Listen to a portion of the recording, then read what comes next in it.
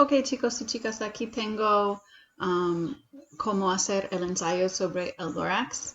So you should have a summary first for your first paragraph, a summary in simple Spanish.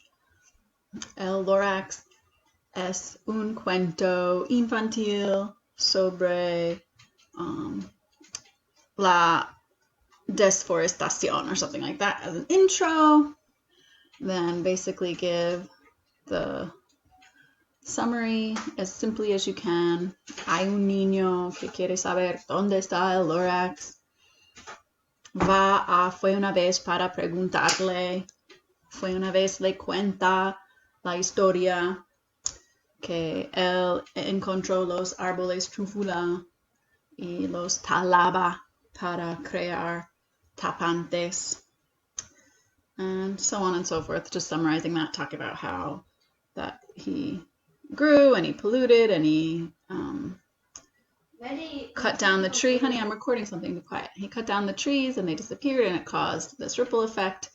And then at the very end, you can talk about how the little boy is left and the oncer realizes that there still is hope. Okay, so just basically summarizing it first, just like we have been doing in the other stories. Then the second part is to take the symbols, and I've listed several here. These are the characters that you can choose from. These are some of the things, the trees, the glup-de-glup, the super axe, the seed. And much like we did with Pan's Labyrinth, we're going to take, like we said, the toad represented greed, and we explained why very simply. We'll do that. So you should do 5 symbols at least, and at least 15 sentences for that. Then a brief paragraph on the message of the story or the moral, 5 sentences.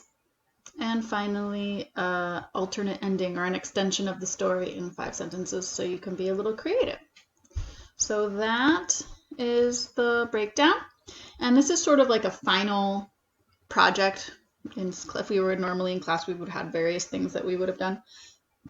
We would have had a final map test, the final 180 word test, and all those things, but obviously we can't do all that. So since this is a bigger thing, next week, all you'll have to do is what I call the letter to yourself, which is something all the Spanish 4 students do. And I'll explain that next week. But you can take more than a week to do this. So although the due date technically says June 4th, much like anything else, you can turn it in late. But do remember the last day of class. There is no class for us on June 19th, the Friday, because June 18th is the last day of remote schooling. So we have this week's stuff due June 4th. Next week's stuff would be our last week of stuff. And because this is more of a hefty project or essay, I guess, we'll just have a short little thing to do for our last week. Okay, I missed you guys a lot. Les extraño muchísimo. Por favor, si tienen preguntas, mándame un correo electrónico, cualquier cosa. Estoy aquí para ayudar. Adiós.